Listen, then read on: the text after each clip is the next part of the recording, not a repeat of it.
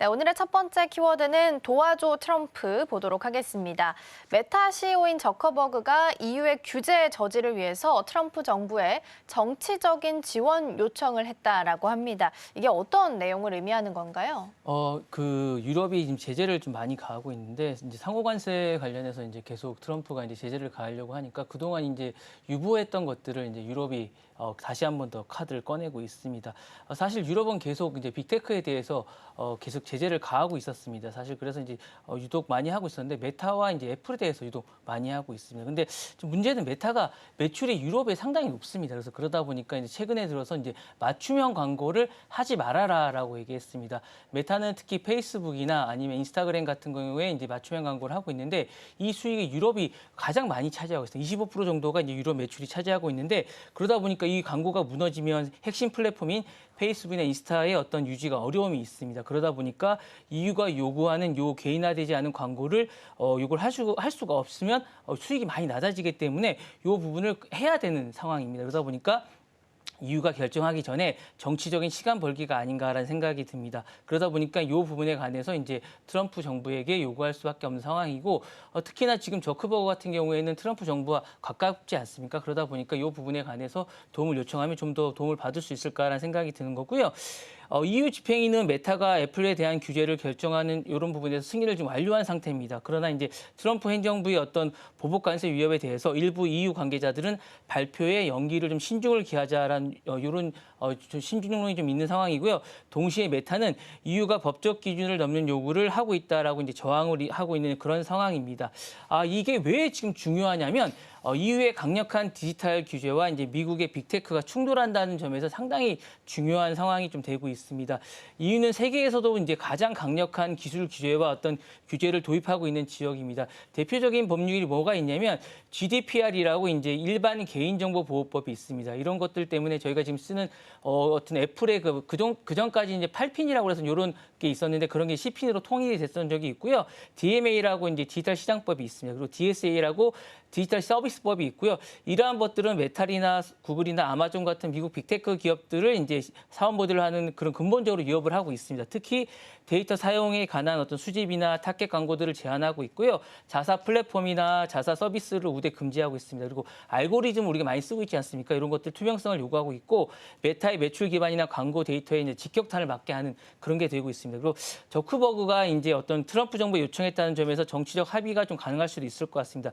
저크버그는 사실 EU 정부가 아닌 미국 정부에 도와달라고 하고 요청한 것은 우리가 같은 그 현실적인 것들을 좀 반영하고 있는 게 아닌가라는 생각이 드는데 미국은 자국 기업인 메타의 글로벌 수입에 이제 국가 경쟁력으로 이제 간주하고 있습니다. 이게 이제 좀 그런 게 있는데 메타를 자신의 어떤 국익에 대한 연장선이 아닌가라는 생각을 좀 하고 있는 게 좀 많습니다. 그래서 국가 대 국가의 디지털 주권을 이제 싸움을 자신들이 대신해주고 있는 게 아니고 왜냐하면 EU는 사실 국가인데 사기업을 상대하는 게 체급이 맞지 않다라고 좀 생각을 하고 있거든요. 그래서 이런 게 이제 기업의 단순한 경제 주체를 넘어서 정치적 플레이어로 자신들이 나서겠다라는 생각을 좀 하고 있는 것 같고요.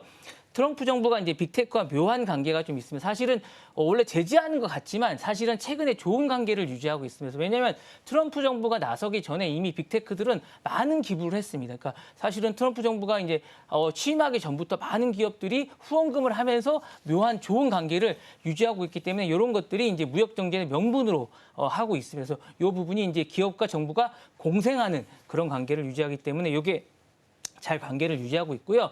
글로벌 디지털의 패권이나 경쟁 이런 것들을 미국과 EU가 누가 가지느냐가 지금의 아주 좋은 어떤 계기가 되는 게 아닌가라는 생각이 듭니다. 네. 네, 어떻게 보면 메타 같은 경우에는 트럼프에게 헬프미 요청을 하면서 어쨌든 수익 구조를 지키기 위해서 노력을 좀 하는 모습을 보이고 있습니다. 그리고 트럼프 정부랑 유대 관계를 돈독히 해 나가게 되면서 EU에 대한 규제를 좀 무력화하고자 하는 의도도 풀이가 좀 되고 있는데요.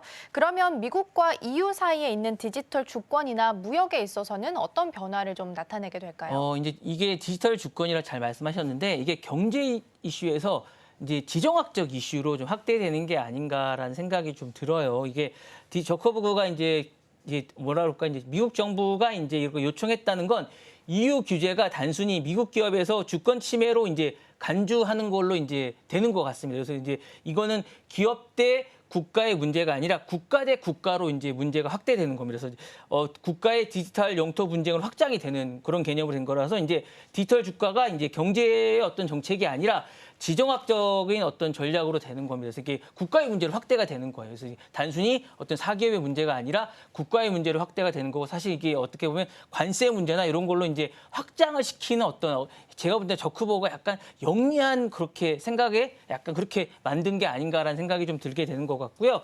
이후에 어떤 주권 강화의 시도가 미국의 대응 선례가 되기 때문에 이 선례가 아주 중요한 선례가 될 것 같은 그런 생각이 좀 듭니다. 그래서 저크버그의 요청은 이후의 디지털 정책에서 이게 독립성의 규제력을 강화하려는 어떤 움직임에서 미국의 본격적인 대응이 어떤 명분이 되는 좋은 사례가 되지 않을까라는 생각이 돼서 이후의 입장에서는 미국 기업이 너무 많은 권력을 가졌으니까 제어해야 된다고 얘기할 수 있겠지만 어떻게 미국 입장에서 보면 어떻든 EU 규제는 자국 기업에 대해서 차별적인 그런 어떤 명분을 주는 그런 어떤 대응책을 마련하게 되는 어떤 그 명분이 될 수 있는 좋은 사례가 될 수 있기 때문에 그래서 좋은 어쨌든 저크버그에서는 이렇게 명분을 줄 수 있는 어떤 그런 사례가 될 수 있을 것 같은 그런 생각이 될 것 같습니다. 그래서 양측의 규제는 협력이 아닌 충돌의 구조가 되는 어떤 전개를 마련할 수 있는 계기가 될 것 같은 그런 생각이 듭니다. 그리고 어떻게 보면 글로벌 규제의 어쨌든 이념의 분열을 촉진할 수 있는 어떤 촉진제가 되는 그런 계기도 될 것 같은 그런 생각도 듭니다. 네, 예. 네, EU와 또 미국 사이에서 어떻게 보면은 기업들 간의 다툼이 국가 간의 다툼으로도 번질 수 있다라는 부분에 대해서 언급을 좀 해주신 것 같습니다.